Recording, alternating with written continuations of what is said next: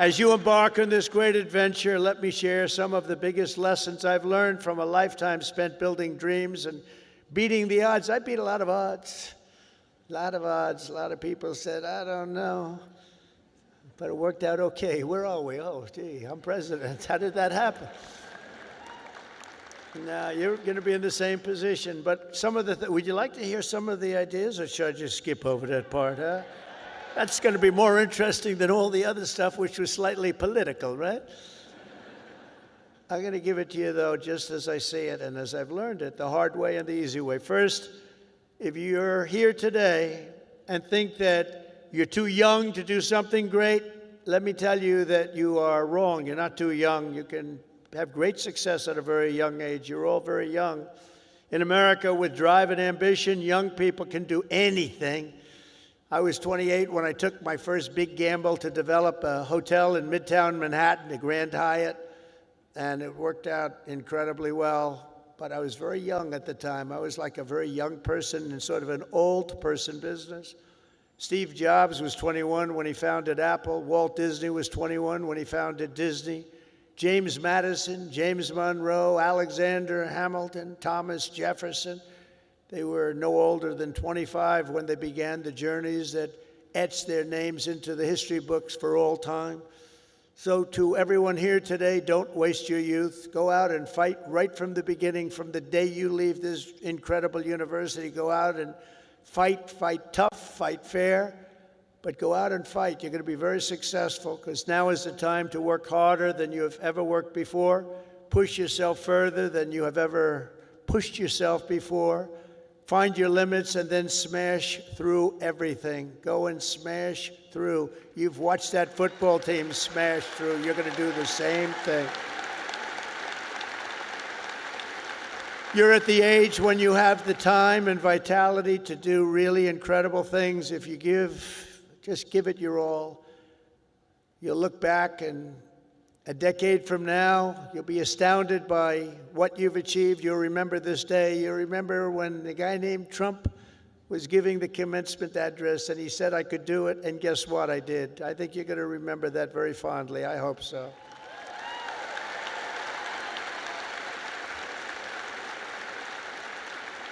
Second of all, and very importantly, you have to love what you do, okay? You have to.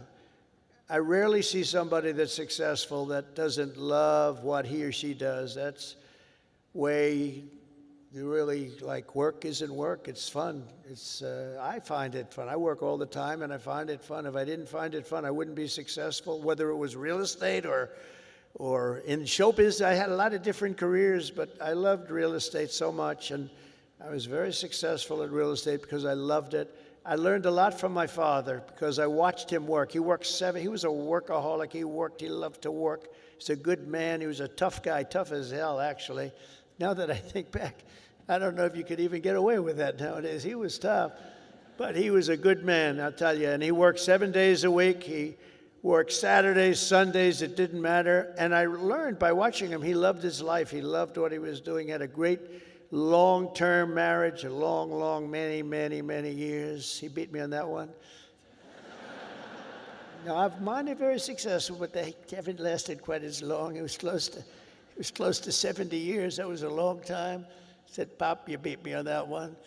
But you know what I learned from him? That he loved life, and all he did was work. I see people that don't work hard, and they're miserable. So go out and find. But he loved what he was doing.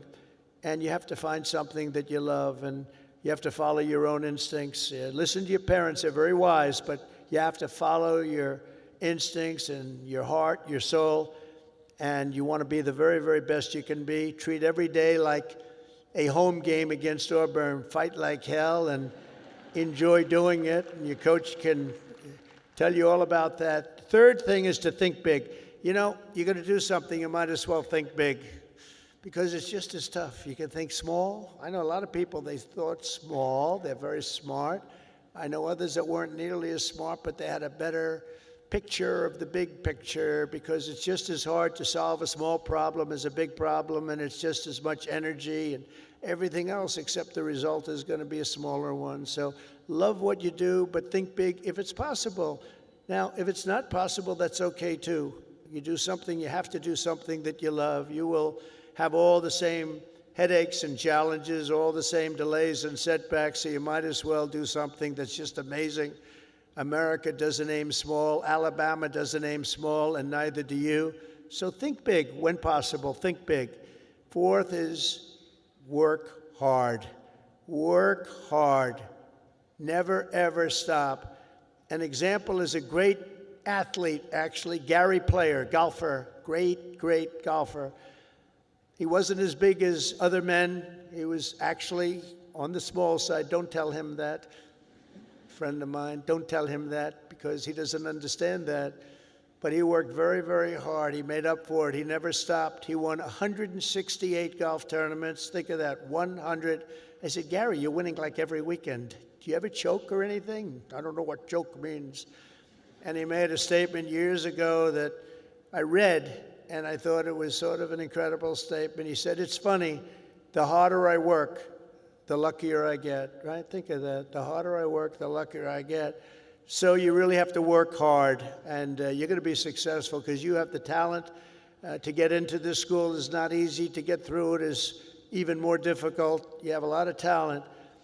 Fifth is don't lose your momentum. You just want to keep it going. And you have to know if you are losing it, you have to know when you're losing it. So maybe you stop, and maybe it's time to stop. Listen to the feedback. Think through your plan very carefully and keep moving fast. The word momentum is very important. I mean, I'll just tell you a little story about a great real estate developer named William Levitt. He built Levittown. Some of you might live in a Levittown. He was the biggest developer in the whole country in the 1940s and so. And he built these jobs. He started with one house, then 2 houses, then 20 houses, then thousands and thousands of houses. And a company, Gulf and Western, came along and they said, we're going to make you an offer to buy your company. And they offered him a lot of money, more money than he ever thought he could make. And he retired, lost his momentum. He retired, and he led a beautiful life. He had a wife, I must tell you, it was a second wife. It was a trophy wife, what can I say? I don't like telling you everything, but we're all friends, right? Can we talk? We're all friends. He had a trophy wife. And he lived a different life. He moved to the south of France, but he it was a life of tremendous luxury. He had so many millions of dollars. He was given a fortune for the company. And 10 years went by, and then 15 years went by, and he got a call from this big conglomerate, Gulf and Western, and they said, we're not doing well with the purchase, because he used to pick up every nail, every piece of sawdust, every piece of wood, every chip, everything, and he'd sell it. He'd make a couple of bucks. Everything was perfect. They can't do that. You know, these big companies, they don't do that. You see it a lot when an entrepreneur sells to a big company and then he ends up buying the company back for peanuts later on. Happens a lot. But he was the best at what he did. But 15 years went by and he was so excited, and they sold him back his company. And he started, and he was going to tear apart the world because he got bored with a life of luxury. And he started building and building and building. And the markets turned on him. And he went bad. He lost everything, and he went bankrupt. Absolutely bankrupt. And it was a sad story to read. It was such an amazing story because he was so rich, but he paid them, and he bought it for the right price, bought it low, but he went wild. But he lost his momentum. He wasn't good at it anymore. And he was at a party on Fifth Avenue, I'll never forget. And it was a party of a very, very powerful man who was having the party in a magnificent apartment overlooking the park. And I walked in, and there were 50 or so people. I recognized most of them, all the biggest business people in the world, actually. Very glamorous. I was doing well. I was young, and I was doing well. And I was invited to parties like that. And I looked in the corner, and there was Mr. William Levitt sitting all by himself on a chair, looking very glum. Nobody was talking to him, because you'll find that when you're not successful, you lose a lot of friends. It's not a good situation. But there was nobody talking to him, but I wanted to talk to him because I was in the real estate business, and he was, and most of these people were in different businesses. And I went over and talked to him, and I said, "How are you, Mr. Levitt?" He goes, "Donald?" He knew who I was. "Not well. I'm not well." I said, so can you come back? He said, no, son, I lost my momentum. I shouldn't have done it. I lost my momentum. And I never forgot that expression. He lost his momentum. If he would have kept going, instead of selling and relaxing and going into a different life, he probably would have been 3 times bigger than he was, but he lost his momentum. And you have to know when it's your time. I mean, there'll be a time when you do lose. You see it with fighters. You see it with a lot of people. They have a great record and they retire. And then 4 years later, they say, I'm going back. I can beat that guy. And they get knocked to hell. And it's not good. It's not good. So he lost his momentum. You have to know when your momentum time is up. I call it momentum time. But follow your momentum. It's a very important word. You don't hear it from too many, but I've seen it. I've seen it a lot. Number 6, if you want to change the world, you have to have the courage to be an outsider. In other words, you have to take certain risks and do things a little bit differently. Otherwise, if that weren't the case, everybody would be successful. It doesn't work that way. Progress never comes from those satisfied with the failures of a broken system. It comes from those who want to fix the broken system. And you'll make the bigger money, you'll make the more success by acting that way. The other way may be more secure, but if you want to go to the top, you're just never going to do it unless you break the system. Change is never easy, and the closer you get to success, the more ferociously those with a vested interest in the past will resist you. They want to resist. So I just say, trust me on that, because I know you really do. You have to break the system a little bit and follow your own instincts. But if your vision is right, nothing will hold you down. Nothing. You have to have the right vision. If you look at some of these internet people, I know so many of them. Elon is so terrific, but I know now all of them, they all hated me in my first term, and now they're kissing my ass, Do you know? It's true. All of them. It's true.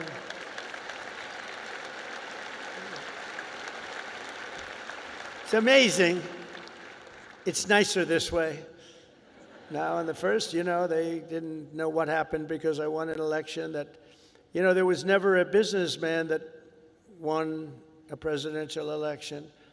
Out of 100%, 8% were generals and 92% were politicians. Not even admirals, not even just generals. There were 8 generals, General Washington, General Grant, General Eisenhower. But 8% were generals and 92% were politicians. And when I ran, everyone said, well, he can't win. He's a businessman. That's not going to work. And, but you have a natural instinct for things. I guess I had a natural instinct. I said to somebody, was I a better businessman or a politician? And they said, well, there are a lot of guys that made a lot of money, but there's only one guy that became president that was a businessman, so I guess you're a better politician. But I don't think of myself as a politician. I think of myself as a businessman, and I'm proud of that. And I've applied business instinct, and that's why I think you're seeing us doing so well.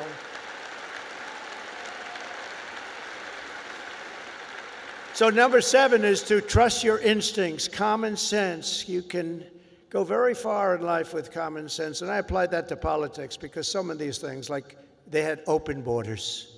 Let everybody in the whole world flow into our country. That's not common sense. They had transgender for everybody. We ended that, if you noticed, okay? But they had transgender for everybody. They said, I said, this is not working. This is not going to work. As I said before, so simple. Men playing in women's sports. Did you ever see some of the records? Did you ever see some of these boxing matches? We have to protect. These women are great athletes, but we have to protect. If you looked at the Olympics where they had transitioned people going into the boxing, where the women had boxing, and they had a great champion, a female boxer. I mean, after one punch, she walked back to the corner and said, I can't get hit like that. I've never been hit like that before.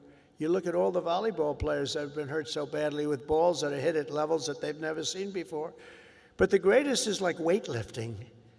You ever see the weightlifting? Where they have a record that wasn't broken in 18 years?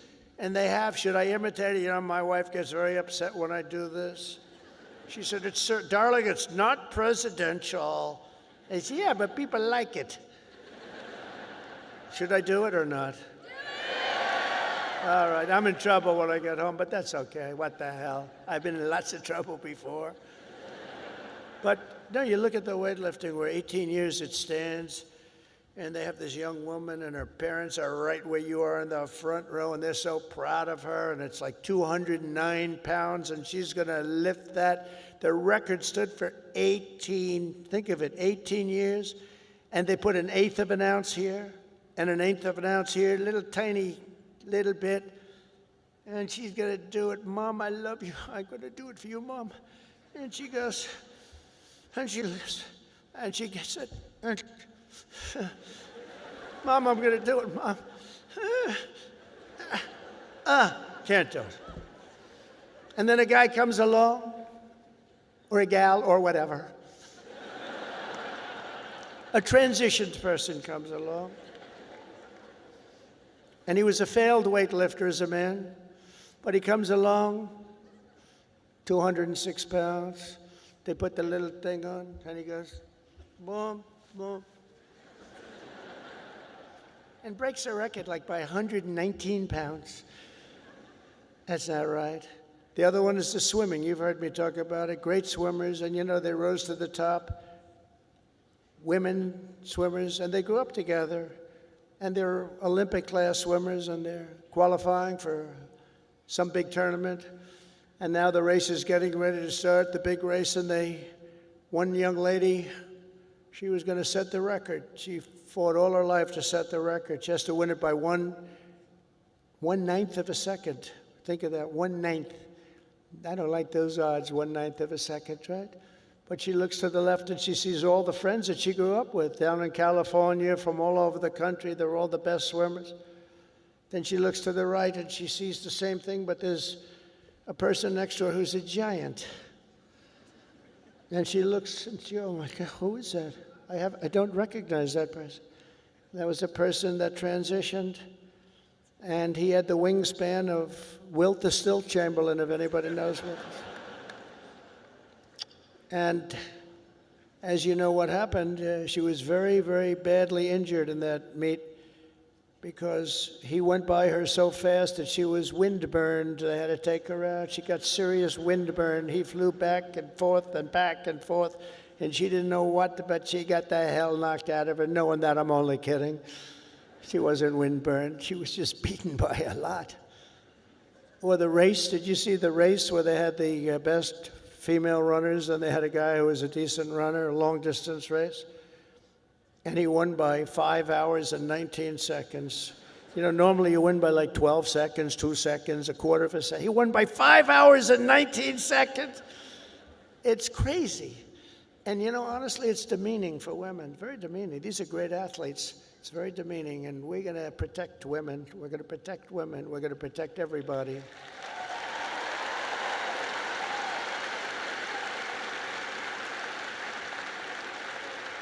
So now that I'm in trouble with my wife, I'm going to blame the University of Alabama for asking me to go through with that stuff.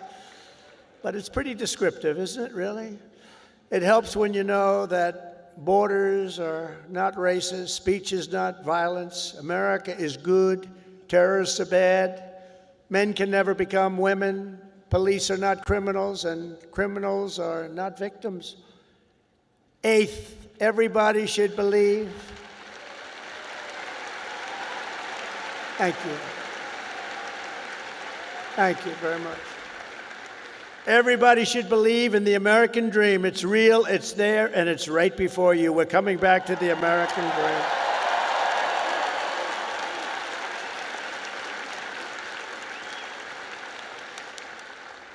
dream. Ninth, think of yourself as a winner.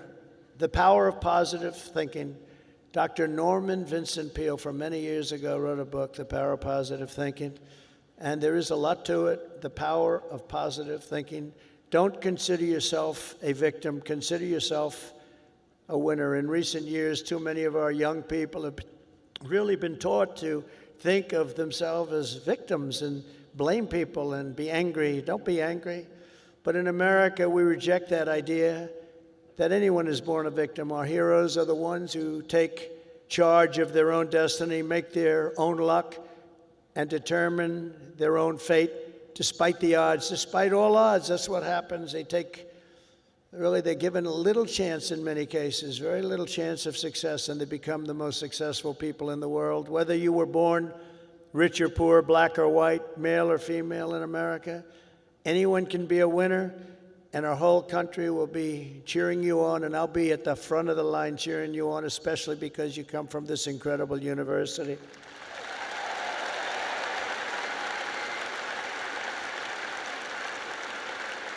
And next is to be an original. The old-time greats were people who had the confidence to be a little different. Teddy Roosevelt, Douglas MacArthur, George Patton, Amelia Earhart, Annie Oakley, Muhammad Ali, and so many others, far too many to name, lived their lives with pride, personality, and flair. God only created one of you. Remember that.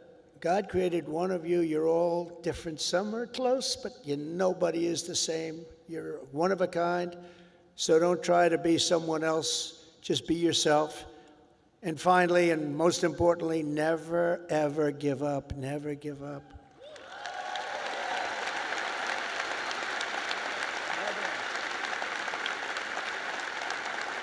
Never give up. And I've learned anything in life, and it's so true. One of the most important things you can learn, if you just went a little bit longer, if you just held out a little bit longer, you would have been successful. Well, the stories of that are legend. But I've learned that perseverance is everything. So whatever happens, no matter where you are in life, stay optimistic and just keep pushing forward. Just don't stop. Never, ever give up. Victory is right around the corner. I've watched Coach Saban win games that really were virtually over. You've seen it. You've been in the stands. He won a couple of games. I said, Coach, you got lucky as hell. He said, I didn't get lucky. I'm a talented guy. You know, those little touchdowns that come out of nothing, he's amazing. But he's a guy that doesn't quit and doesn't know what the word quit even means. He couldn't define it. He took victory out of the jaws of defeat, and you can do that too at every stage in my career. My enemies, of which there were many and probably are right now, I can think of a couple of people that don't like me too much right now. But they said that they have to do everything they can to keep me from winning, to keep me from making it. And I'm representing you, so I have to make it. I have big shoulders, but these are big shoulders. I have to win for you. I'm not winning for myself. I'm winning for you. Do you remember when they said that Donald Trump will never become president of the United States? Remember Barack Hussein Obama said that? Barack Hussein Obama. Donald Trump will never be president. Like 50 other politicians said that. Where are they now? Oh, let me see. Oh, there they are. Where are they now? But here I am standing before you as the 45th and 47th president.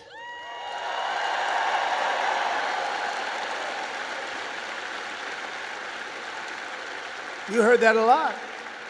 But against all odds, I did great in 2016. 2016, how great was that? And then I did much better in 2020.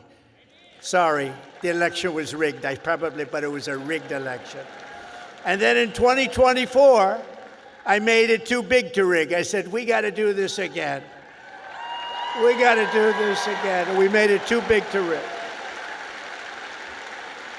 We made it. That was a great expression. I said, you got to go and vote. Even though I was leading big in the polls, I said, it doesn't matter. You got to make it too big to rig. And they did. They went out and they voted and voted and voted. And we won the whole thing. And it was so good. And it's such a great mandate for our country. That's the important thing. So never let anyone tell you that something is impossible. Ever, ever, ever. In America, the impossible is what we all do best. There is nothing you cannot do if you are willing to fight for it. You got to fight, fight, fight. Oh, I've heard that expression.